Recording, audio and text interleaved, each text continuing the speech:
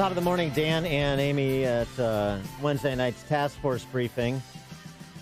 You had Dr. Robert Redfield, who is the director of the CDC, open up the show by clarifying some remarks he made in a Washington Post interview that seemed to suggest that the worst is yet to come. Rippled through the mainstream media that we're going to have a double whammy of coronavirus and the flu.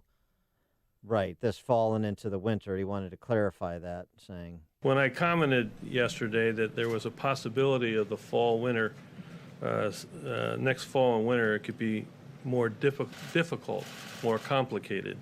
When we had two respiratory illnesses circulating at the same time, influenza and the coronavirus 19.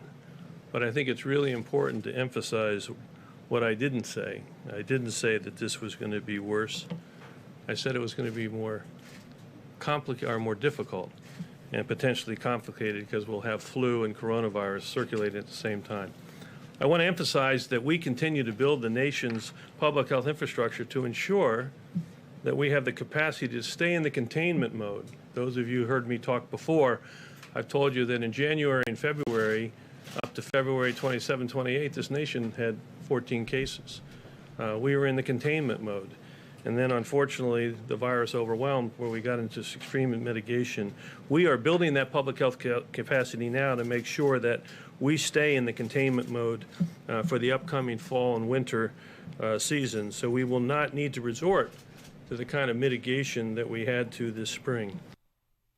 And so that's that on the clarification. Mike Pence stepped to the podium a little bit later in the briefing to give us an update on testing, which is the testing and contact tracing, the focus on nursing homes. All of that's important. And it's fine to have this discussion prospectively. So people saying, well, why are we going to talk about the fall and winter with what we have to deal with right now? Well, because you want a game plan for the future in a way that we didn't for the present, so that the present doesn't repeat itself in the future. That makes some sense to me. Here's Pence. We want to be able to test anyone who has the symptoms that may be coronavirus and be able to test them quickly. Secondly, we want to do the kind of contact tracing, and Dr. Redfield and his team are deploying CDC teams in every state in America to be able to find out everyone that that person has been in contact with and test them.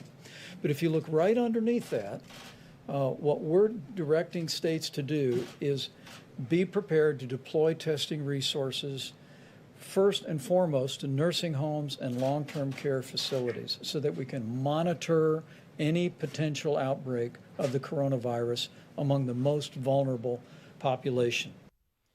For more on these and other topics, we're pleased to be joined by Scott Whitaker. He's the CEO of AdvaMed, and he's a former chief of staff with the Department of Health and Human Services. Scott, thanks so much for joining us. Appreciate it. Yeah, hey, Dan. Good to be with you this morning. Good to have you and your expertise of being in this arena previously and still in the space with AdvaMed as well. But with respect to what both Redfield and Pence said, did that all jibe with you? Does that make sense in terms of what you should be hearing from CDC prospectively and what you should be hearing from the administration in present? Yeah, I think that's right. I think what Dr. Redfield said, what he actually said versus what you saw some of the reports suggest he said is correct. And it is what we're doing from a diagnostic perspective, trying to ramp up over the course of the late spring, summer. So when fall hits, we'll have tests both for the flu and also tests that are widely available for the coronavirus as well. It allows us to distinguish which disease it is and then treat accordingly. And he's right, it is going to create a challenge for the healthcare system potentially, but it's why we're scaling up to be prepared for that. I also think that the Vice President's exactly right. Test people who are symptomatic, that's the important thing to do. Contact trace, understand where people who have the disease have gone. And then today, given the resources that we have, let's focus on the most needy. And I think that's the appropriate way to manage the disease in its current state. How do you feel about antibody testing? And I know some tests are FDA approved, but then you could get a better grasp of people who think that they had it and might test positive for it. And then what does that mean? Yeah, the antibody test, or as we often refer to them as serology tests, are a very important component of this as well. The testing that you hear most about today is the molecular diagnostic test on the front end to determine if anyone has the disease, whether there's a live and active virus present. The serology test, assuming the science validates this, will be very important to help control the spread of that, because we'll have a better sense of who had the disease, what their level of protection is in order to keep individuals from getting the disease. And that's where I think there's tremendous promise. I think, unfortunately, we all have to be a little bit patient to make sure that we can get the tests right and get them spread across the nation appropriately. But we're making tremendous progress there. Multiple tests have already been approved by the FDA. There are a lot more in the works, and we want to make sure they're validated, accurate to the need in order to control the spread further. Let's take a step back. Let's go way back into the time capsule when you were the chief of staff of Tommy Thompson, right, at HHS? Right. Right. So that's more than a decade ago now. And what were the conversations that you would have within HHS across agencies about things like pandemic preparedness? So that was one of the things we identified very early that we were very underprepared for when we took over HHS in 2001. We built a tremendous apparatus of preparedness activities and built a new office in there, hired 50 to 100 people to come in and try to staff preparedness for a series of public health outbreaks, including a pandemic where the focus at that time was more flu-related, as opposed to today, the coronavirus, which is a little bit different than that. But the structures that are in place today are because of the work we did back there to set things up. The one thing I'll say in defense of the current administration, those who are critical of them, you can never be fully prepared for a novel virus to hit the country, and this one hit very, very quickly. And the question to me is not, were you fully prepared? The question is more, how well did you respond once you were hit with this novel virus? And my sense is there have been a couple of hiccups, but as a general rule, they've responded quite well. And what they've done in reaching out to private industry like ours, from the ventilator space to the diagnostic testing space, to engage private industry to build capacity, is the right way to do it. It's the model we set up back in 2001, 2002 after 9/11 with the anthrax outbreak, with concerns about smallpox and other pathogens. And I think that's still the right model, but we can't scale up overnight, right? It just can't happen as quickly as people would like it to, understandably. But here's the thing about testing, and going back to February, which is sort of that lost month that people continue to focus upon. So with respect to Secretary Azar, and then in conjunction with the CDC and FDA, and Fauci's admitted, clearly there were missteps. We made this mistake. We had this test that wasn't working, and we had to recall it and promulgate a new test, and so on and so forth. Did that go on too long? That confusion and that lack of, lack of competence, because in the 3 weeks in February where it was CDC, FDA, and HHS, there were about 3,000 tests completed. Once they animated Roche, March 13th, in the next 3 weeks, there were 1.1 million tests completed at the time. So is there legitimate criticism to say there was too much lethargy in enlisting the private sector to scale testing at the level it needed to be scaled?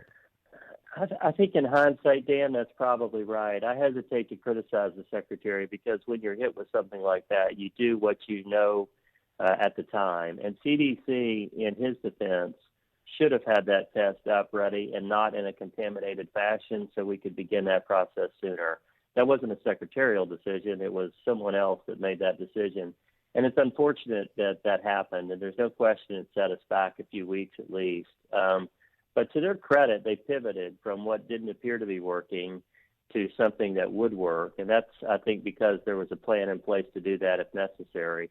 And since that time, they've done, I think, quite a good job. I talked to Dr. Hahn at FDA fairly often, and this is a guy who was new on the job at the time, a very smart hire by the president, to be candid with you. And he's done a tremendous job scaling up the work of the FDA to get these tests on market quickly. One of the CEOs that I work with said to me he had a test that normally would have taken about a year to be approved by the FDA. that was approved in just about a week. And that's pretty remarkable. In a time of emergency, that's what you need from the federal government, that type of engagement. And we're pleased with that. But Dan, to your earlier point, there's no question we were late, right, in getting the test to the market. It's the reality we're dealing with today and trying to handle it as best we can. Mr. Whitaker, what about ventilators? I mean, I know we're all buying time by staying sheltering in place. Do we have enough medical equipment out there, PPE, for the future?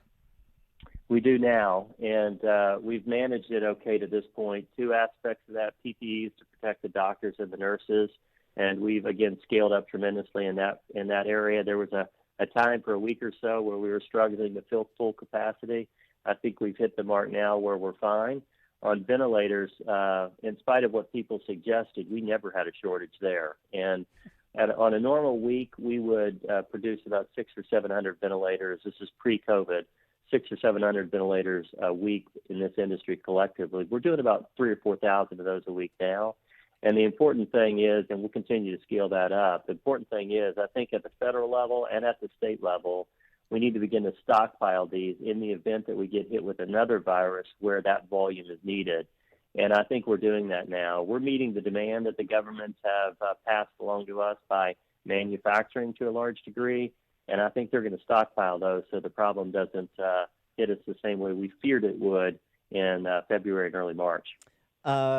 Going back to the FDA for a minute, and I know Dr. Hahn is getting high marks, but Dr. Gottlieb and his group over at the American Enterprise Institute are suggesting that the government, generally speaking, but the FDA is point here, need to focus more, provide more public attention to antiviral therapies, the remdesivir that has shown some promise, the clinical trials that are going on. And Dr. Hahn spoke to that this week. But they suggest that, look, the way that you expedite the biomedical response, like what happened with ventilators, is to highlight it, to say, we got to get this to market. We got to get this to market. We need X amount of this. We need X amount of that. And Ryan Streeter over there, who's the director of domestic policy studies at American Enterprise Institute, said, since the default mode of federal agencies is caution, which in turn translates into lost time, added pressure generates greater speed and attention to timelines. No pharma company or scientist wants to damage people's lives by moving forward recklessly, but neither do they want the government to slow them down unnecessarily. More emphasis even has a real effect on turnaround time. Yeah, I agree. More emphasis is valuable right now. Unfortunately, in the biotechnology and pharma space, the evidence that sometimes you need in a full clinical trial just simply takes longer to build. And I get the sense that they're trying to build that very quickly as they can.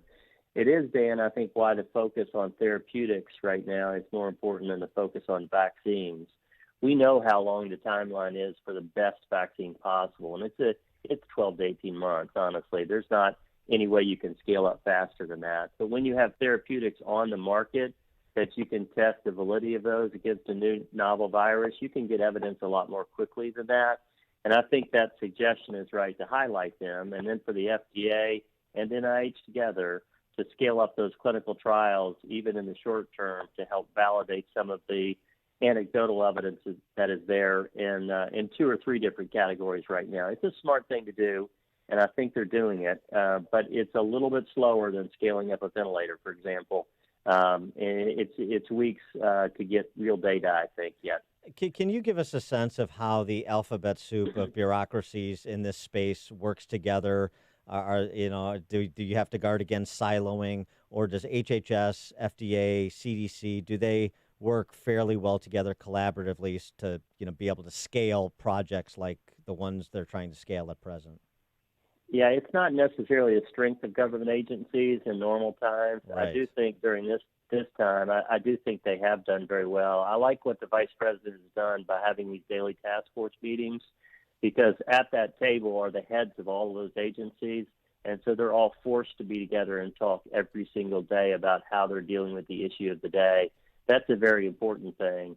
But then when you leave that room, going back to the agencies and drilling down into those agencies to make sure they're acting the way that you wish they would act and coordinating, it takes a lot of leadership. And I praised Steve Hahn earlier. I think he's done a very good job with that at FDA, and I think Dr. Redfield's doing a good job at CDC too. But at FDA, the whole apparatus is very focused on emergency use authorization and public-private partnership to get cures or to get treatments on the market. And that's why I think we've seen really good progress. It would be nice to see this same type of collaboration once COVID-19 is passed for other categories of disease as well. And we're hopeful there's some learnings there. He is Scott Whitaker, CEO of AdvaMed and former chief of staff with HHS. Scott, thanks so much for joining us. Appreciate it. Yeah, great to be with you. Have a great day. Take care. Thanks, you too. And he joined us on our turnkey.pro answer line. Connect with Dan and Amy using the AM 560 mobile app. Download it today at 560theanswer.com/mobile.